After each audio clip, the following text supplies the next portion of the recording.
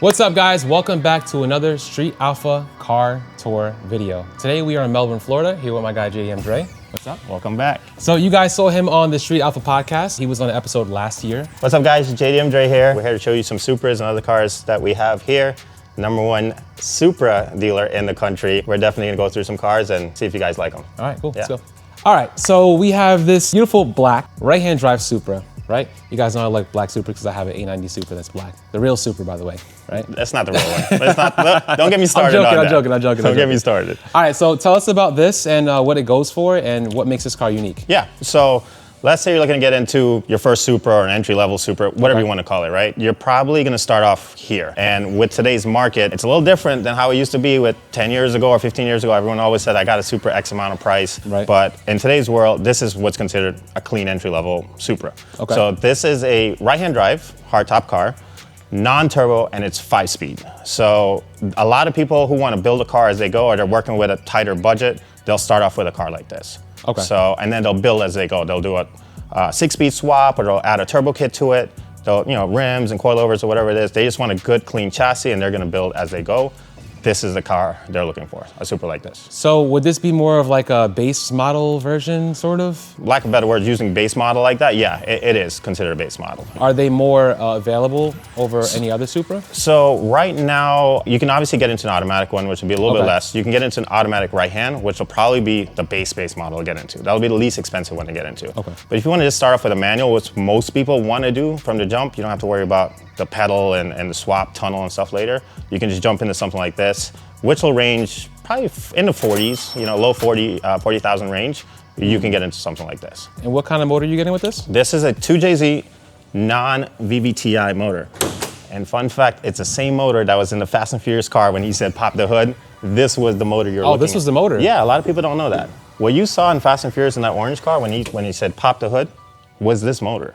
I actually never paid attention to that. Pay attention next time. You'll see the intake manifold coming over the top. It's all crusty and stuff. Yeah. This is what they showed. So it's actually a base model Supra, which is also same as GS300s and SC300s in the US. With the Supra, it's a power-hungry platform. Every Supra has 1,000 horsepower. Just say, wait. Just so you know, every Supra comes with 1,000 horsepower. I'm just kidding. Okay. Because that's what, the internet believes that. That's what the internet believes. I get a lot of DMs with, hey man, how much horsepower does it have? They think it's 1,000 horsepower, like out the box. And you got to build it, obviously, right? Non-VVTi motor like this, I'm going to call it in recent years, people realized you can just add a turbo to this, right? The rods are very similar to a turbo motor. The piston's obviously different because it is a non-turbo motor, different compression.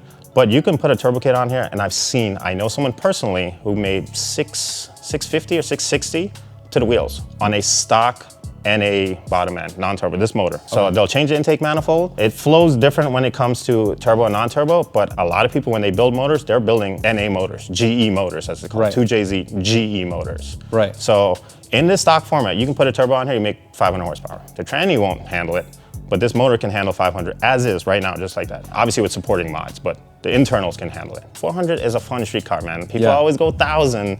You want nice whooshy noises and all that with 400 horsepower and manual transmission, you're good. And the interior accessories, anything different with it? No, pretty basic. This is what's called a Series 1, or S1 is what they call it, pretty much. So there's obviously people that want right and left, but you want that nostalgic dashboard with the steering on the right. This is what the JDM cars are all about, to me at least. You want to be different and be on the right side.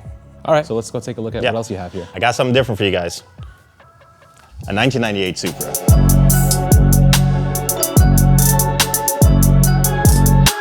Here's another level if you want to go pretty much to the highest level, right? The highest level of right-hand drive. Of right-hand drive. It's Quicksilver. Supra people are familiar with Quicksilver. It's one of the rarer colors when it comes to Supra. It's a 6-speed twin-turbo VVTi car. So this is the newest motor for a 2J that's ever been built. And it's also got that 6-speed transmission that everyone wants. That V161, that get-track transmission that everyone's talking about. V161? V161. What's the difference between a V160 and a V161? That's a good question. One has a 0 at the end. I'll get back to you on that. No, it's a newer trans. Honestly, do I know the specifics of the internals? I'd be lying if I said I did. I got you. But it's just a more updated V160. That's the newer models. They started making them in 96. Okay. Yeah, so I've had a couple 96 cars. So in 1996, they call a facelift car. So it becomes a Series 2 car, which is what this is. So 96 is a Series 2 technically. Correct. So it's kind of like CD09, and they have an updated version, CD09A. Correct. Kind of Correct. Upgraded synchros and everything. Exactly. Okay. Yeah. All right, got you. Cool. So with a turbo car, you get the rear end stronger. It's a bigger diff. So you get a stronger diff, you get stronger axles, you get stronger transmission, and a stronger motor that's coming. This is a JDM body kit, if you want to call it, or a skirt kit. This front lip we actually put on it. It comes with a smaller lip, but I just like the way this one looks. These side skirts are really rare right now. These are original JDM side skirts, and then we added a TRD spoiler to this one with a carbon blade. You said this is a VVTi, right? Correct. So I'm assuming the valve cover looks a little bit different than the other ones? It does, yeah. Okay. Slightly different orientation of the motor. I'll pop the hood for you. Oh, this is nice and clean. Nice and tidy. All stock 2JZ GTE. I got a lot of messages about this GE and GTE thing. And yes, for the record, every Mark IV comes with a 2J. I actually get that question asked a lot in my DMs. Does the Supra have a 2J? It does. Just a bunch of different variations of a 2J. Oh, wow. Yeah. I didn't know people actually ask that. Yeah. That's probably every other day someone says, does your Supra have a 2J in it? Does your Supra have a 2J? Correct. Like the Supras I'm selling that I have, like, does the Supra come with a 2J? And I'm like, yes, it does. So a lot of people out there really don't know, like, yeah, it comes with a 2J. Interesting. They also think that every Supra is a turbo 2J, but every Mark IV comes with a 2J. Just turbo or non-turbo, or VVTi or non-VVTi. Okay. So in this specific one we have, it's actually VVTi. Variable valve timing, to dumb it down a little bit, it's like VTEC for Hondas. You know, it's the same type of technology that's in this motor right here. And it came in late model 2J application. We got them in the States too, but just late model GE, non-turbo versions, like the IS300s will have them in it. A lot of guys are going towards a VVTi right now. If you have a street car, you want to make a more responsive motor, you'll go with a VVTi motor. Since this is the top of the line, basically, model of right-hand drive, right? Yep. What would it average cost? This will be 65 to 70K. That's pretty much where the supermarket kind of is right now, right? For a top spec Supra? Correct, yeah. Okay. From a deal. I know a lot of you guys say, oh, they're cheaper out there. Any car's cheaper out there, right? Like in the marketplace or whatever, you find a deal or whatever it is. But to come to a place and say, hey, this is a nice clean car, that's kind of what they range right now, 65 to 70K. I'm not really much of a silver fan, but I feel like any color on a Supra looks good to me. Honestly, I agree. That's how I feel. This is a Quicksilver. It's not a common silver color, so a lot of people love this color, man. All right, so what else do you have for us? All right, stepping over here, I got something, I promise you haven't seen something like this. It is another Supra.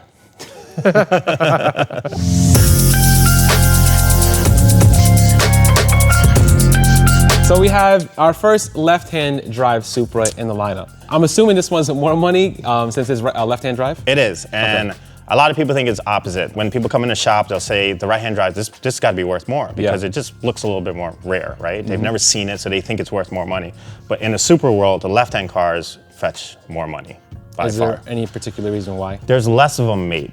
Okay. Right, so, and when it comes to total number of cars, so 11,000 left hands are made out of 45,000 Supras total. So 1 in every 4 Supras made are left hand. As far as the motor and everything else, what are you getting with the left-hand drive as opposed to a right-hand drive? So one, you're sitting on the left hand, I'm just kidding. One, obviously left-hand drive, right? That's actually one thing people look for, just being comfortable driving. Yeah. So, right, some people are like, I don't want it. I'm not comfortable shifting with my left hand.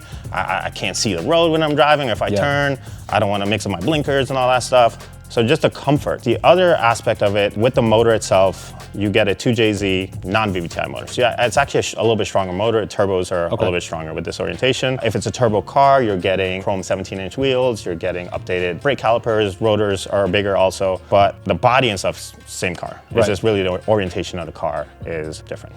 Now, what if you wanted to convert a left-hand drive to right-hand drive, vice versa? Is it pretty much compatible or easy to do? If you want to convert, actually switch the steering column over. Yeah, let's say, exactly. I mean, to do it, you would need a front clip to do it right, you know? And that's just one thing we don't have handy anymore. Like, no one's cutting up these cars anymore like they used to.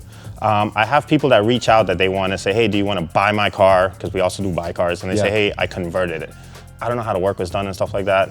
I've never done the conversion, and I don't know how that works. Maybe you guys can comment and let me know how that works with conversions. The problem right now we're having with Mark IVs is finding parts. There's a lot of companies that are 3D printing and stuff like that, but there's parts we can't find. So you couldn't even go find parts to do a conversion. I don't think so, you know?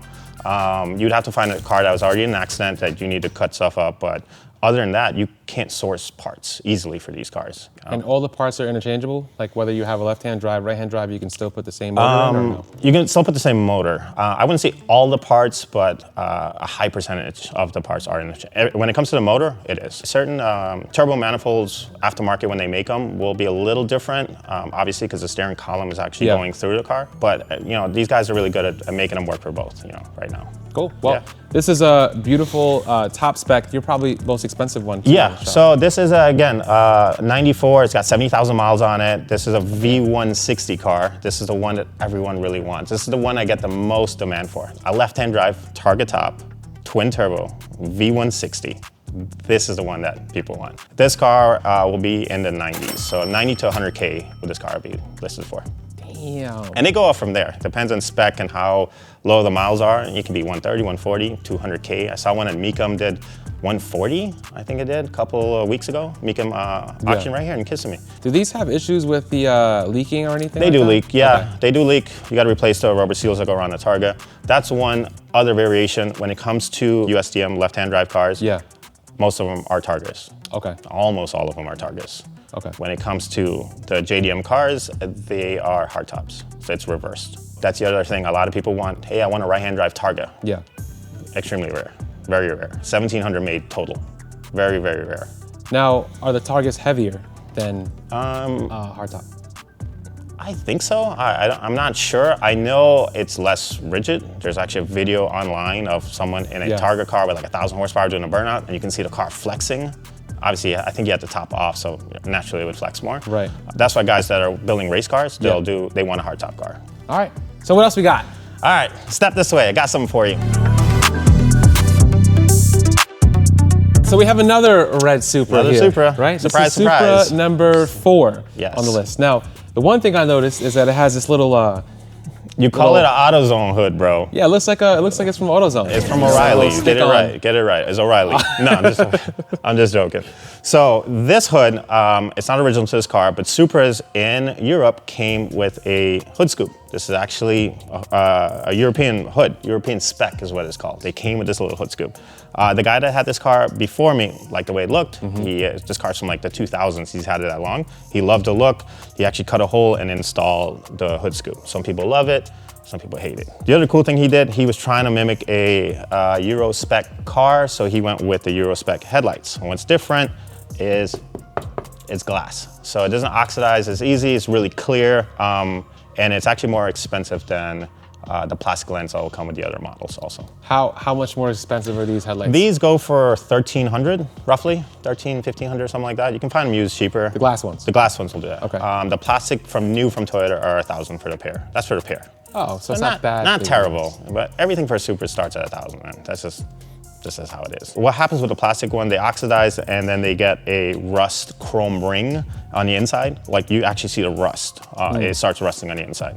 With the glass, it prevents all that from happening. The taillights are any different or the same thing? Taillights, you get two options with Supras. You get the classic Series 1 taillight from 93 and 95, and then 96 and 98, it becomes a Series 2 that we were talking about with the other cars. So they have like a gray or charcoal look to them. Cool. So, what motor's in this one? So this one's actually a little bit different. This car is originally automatic. So it's an automatic twin turbo US car, left-hand drive with a Targa top, all right?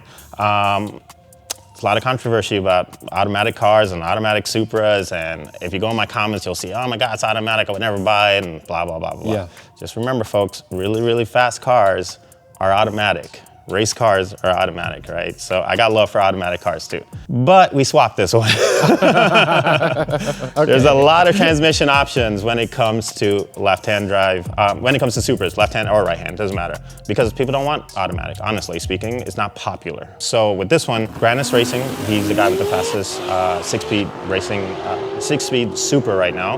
He makes a kit. Okay. So he developed it years ago, he races it, he beats on it, he races it, and you fine-tune it, and that's what we put in this car. Now, how much does that kit cost if you wanted to convert it to? Yeah, so that kit is roughly 10K. But here's the thing, if I were to go with the original Supra transmission, True. You're gonna get a used one for 10, 12, 15,000.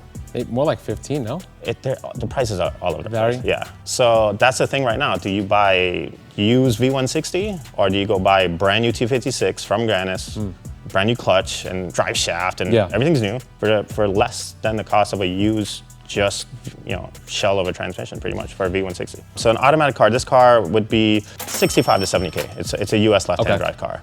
Automatic, you're saying? Automatic, automatic, stock twin turbo. We just put a manual Granis kit that roughly, let's just round it up to 10 grand, and just the kit itself, and then whatever labor you have to do. This car will be about 80K now. Wow. Yeah. Just off of that, so you just raised the market value of it, and then also now you have this, which is like... Yeah, so I have a $95,000 left-hand, and now we got $80,000 left-hand drive car in here. All right, so let's move on to the next one. 2,000 horsepower is my personal car also. Let's check it out. So we got Rat Rod Jr. here, right? Right here, look at this beauty. So tell us about this car, what your plans are. All right, so people always ask me, what is your, they already assume that I have a 1,000 horsepower Supra, right? And they're always like, what do you drive? What do you drive? What do you drive? I get that question all the time. This is what I kind of drive right now. Here's what happens. Wait, you drive this? I don't drive this. We can't even push it. It's just a Fast and Furious reference. What happens, people think I have a car and all this stuff, and I don't, right? I have whatever I have in the shop for sale at the time. I just put my dealer tag and drive around, have fun. I do want a car. What happens is business gets in the way. Every time I tuck a car, which I've tucked 5, 6 of them at this time over the last few years, I put something cool aside. I had a RSP right-hand drive, which is a really rare color. Yeah. I've had a bunch of right-hand drive Targets I put aside, sold. What happens, business gets in the way. A customer will pop up and say, hey man, I really want a right-hand drive Targa. Do you have something like that? And yeah, I do. It's mine, right? But what happens is, honestly, this business gets in the way. I'm making the right decision based upon growing my business. And a lot of you guys have been following me for a while, and we start off pretty small, so I have to make these sacrifices to keep the business going. So every time I have an opportunity of a cool Supra or something that I like personally, I try to tuck it away. This car we bought a year ago in Sacramento. Found it online, we flew out to Sacramento, and we bought it.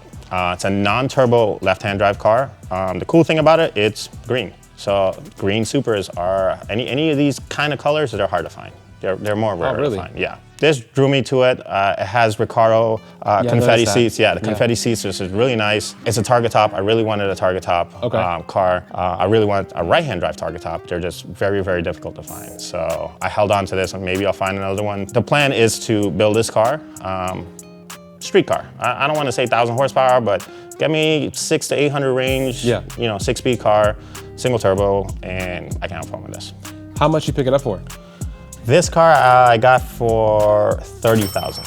$30,000? In this condition. Okay, so now how much is it going to cost you to restore it to make it look like the other cars on the line? 40 to 50 in it. Oh, so yeah, that's not bad. Yeah, so you put 40 to 50 in it. You got a car at 30, let's say I put 50, because it's always more than you think it's going to be, always. So you think you're going to be at 20, you're going to be at 40. You think you're going to be at 40, you're going to be at 80. But if I put 50 in here plus 30, you're all in at 80K.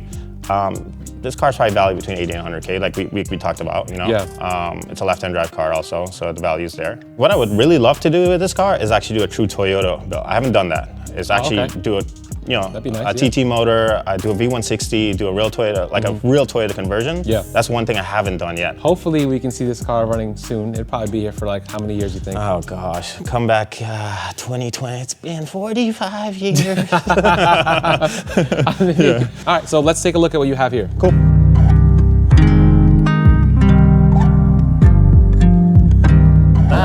Well, I'm feeling like Fred Flintstone. Oh! Bro, this shit needs some work, This is the real deal metal car, bro.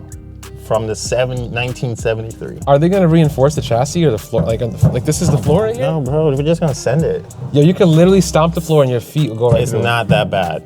Actually, it's kind of thin, but it's not that bad. All right, we're in a Datsun. Right? A Datsun truck. Now, what are your plans with this? Because you have like a blank canvas here. Yeah, so this is a 73 Datsun 620 right-hand drive pickup truck, or Ute, as they call it in Japan, UT. I don't know, I just thought it was super cool. There's the Sunnies that everyone's familiar with that's out there. They're just kind of small and they're common. This is actually like a cab and bed situation. So it's a little bit bigger because I'm taller, so I can fit in it. But I just thought it was a cool looking car. I'm always dealing with Supras, and I wanted like a retro JDM car, and it's a truck. It's very inspired from the, what's it called, the Huni truck? Yeah. His drift truck. So when I saw that, I'm like, dude, I can just build like a JDM version to it. I'm curious to see. Oh, my bad. I'm curious to see what it's gonna be like driving this. Under the hood is where the magic is. All right, how do I get out of here? All right, just like that. Okay, all right, don't break it. Ooh, an RB26. Kind of smaller version. So you have an SR20. SR20, yes. The last time I had an SR20 was in 2003, my first 240SX.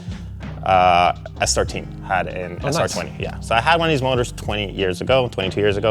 I'm kind of old, guys. But anyways, I wanted another one, notch top, and the goal of this truck is to kind of bring it to the 90s. It's a 73 truck, okay. But I wanted to bring it to the 90s at least. So I'm a JDM 90s car guy. Right.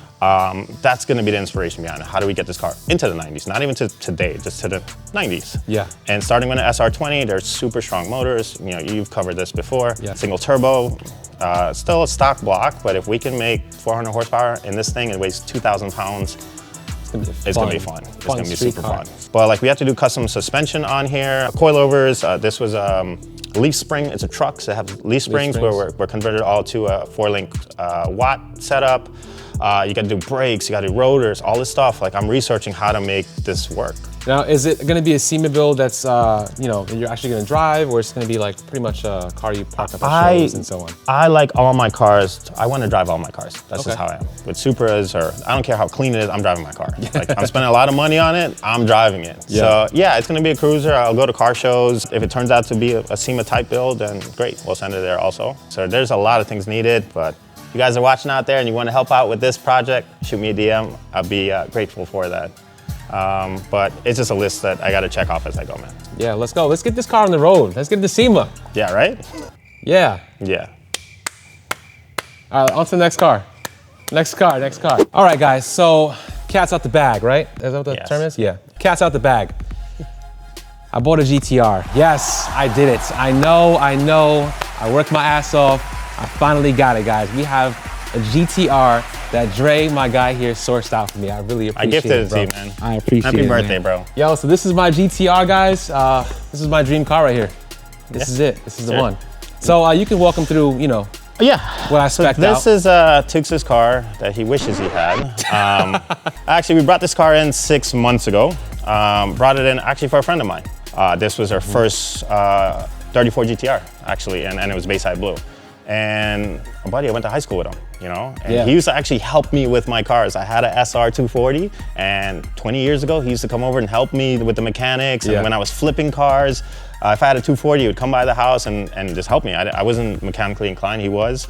And he would come by, and this was 20 years ago. And we used to work, you know, help each other out, make some money or whatever. 20 years later, he hits me up, hey man, I see you doing your thing, you know, all that stuff. Yeah. If you come across 34 GTR, let me know. And I'm like, all right, these cars are 150,000, right? And you're like, all right, sure. You know, I didn't blow them off or nothing. Yeah, I never blow anyone off. And I'm like, all right, cool, I'll let you know. Pause. Pause. I just had to say it. I'm sorry. Yeah, so I didn't disregard his message to me. A couple months goes by and he's like, hey man, if you find a 34 GTR, let me know. It's gotta be Bayside, same thing. And then like after that, maybe like 2 weeks later, this popped up. You know, I was like, hey dude, I'm bringing this car in. Are you serious or not? And he goes, all right, send me some pictures. I really like it. This car has 50,000 kilometers. That's like 30,000 miles. 30,000 miles. Yeah, so 30,000 miles, one owner car, just probably the cleanest car. It came like this. Nah, like, this car is mint. Yeah. This car is mint. It's super clean. So as soon as he saw it, he's like, done, I want it. Bought it, loved it. This is the real deal right here. All factory, all stock. This is the kind of stuff that I really geek out about, how clean and original cars are, especially when I get them. This is the stuff that gets me excited. So he loved it, I loved it. I wish I could keep this one. It was my first one. I do have another one coming in that I'm gonna keep that you might want to buy. And it'll be my second one. Yeah. If you really want to buy that one, you know we got financing. What color? You know we got financing too. Oh, financing. Actually, financing. We're not gonna talk about that this time. Oh, okay. All right. We're not gonna talk sure? about how you can get a 15-year financing term on a JDM car with only 10% down. We're not gonna talk about that at all. All right. Super clean. The seats are different. The dash is a little different. It still has a smell. That's that 90s JDM smell, man. Yeah. Especially Nissan has that. My S13 240. Right. 240s have a distinctive smell too. This is one of my favorite cars. I'm sure it's a lot of people's favorite cars, right? Definitely. It's an iconic car. Fast and Furious probably made this car extremely popular, just like the Supra as well, right? Yeah. All right, let's move on to the next car. Gotcha. Oh, the last car, actually. Yeah, this is actually my personal car too. Okay. Yeah. All right, cool. Let's take a look.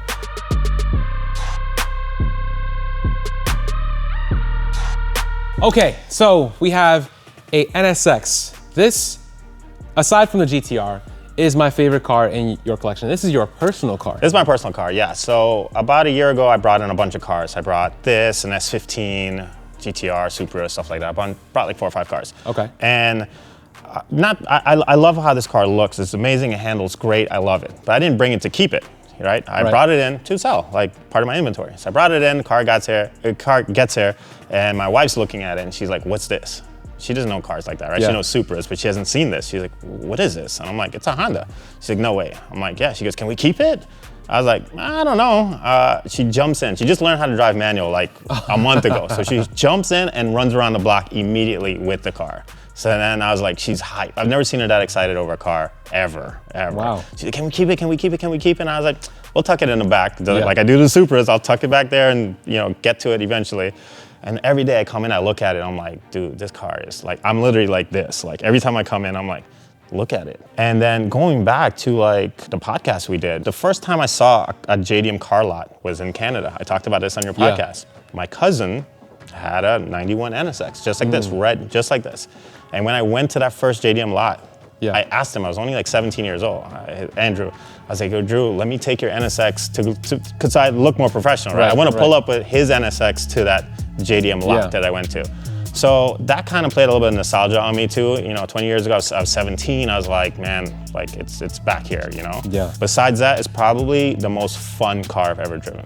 Not exaggerating. Like it's not super fast or anything, but it's quick. It handles like amazing. Like it's a good car. Like I love it. It's an all aluminum body. A lot of people don't know that. I know car fans will know that, but an all aluminum body in 1991 is definitely ahead of its time, right? It's like all these factors. I'm like, yeah, I gotta keep this one. Yeah. And this car, if I were to sell it, it'd probably be about 90 grand. 90. Yeah, probably. That's a little higher. So over the years, it's gonna get higher in price, I'm assuming, right? They're not making these cars anymore, right? So like just like every retro car, it could be any marque. It could be a Porsche, it could be BMW. They're not reproducing these cars. So as they crash or as they get modded or as they sit outside, there's less and less in the world, right? And I talked about this on the full podcast we did. These cars appreciate. I know a lot of people don't think so, but they actually go up in value or they stay the same. The depreciation's already gone. They're getting rare. JDM cars are the hottest cars on the market. They really are. And the NSX specifically, it's been going up and up from day one. Right. Yeah. So hopefully you keep this car for the long run. I hope to see it at JDM Dre. And if you do decide to sell it, make sure you sell it to me. You know what I'm saying? Gotcha. After you sell me the second GTR. Second GTR, NSX, S15. We'll sneak a Supra in there. Got your hands full. I don't know. A real Supra, not that A90. A real Supra. Maybe a Supra. Yeah. Honestly, I know you're a Supra. You're what is it? What do they say? #1 Supra. Guy. I say that. I don't know if they say that. But I don't know. I mean, you got other cars. You don't only do Supras. I don't. I'm a JDM guy. If it's a JDM car, I love it. I got a love for muscle cars too, but You're JDM Dre. I'm JDM Dre, not muscle car Dre or whatever you want to call it. All right, guys. So there you have it. We just finished up JDM Dre's car shop tour. Appreciate you, man. Yeah, man. Thanks for coming. Always welcome here. Yeah, so if you guys are looking to check out some of his cars, you can reach out to him on Instagram, right? Instagram _JDM Dre, or you can go to our website, jdmdre.com. All right, there you have it, guys. Catch you on the next one, guys. Thanks. Peace.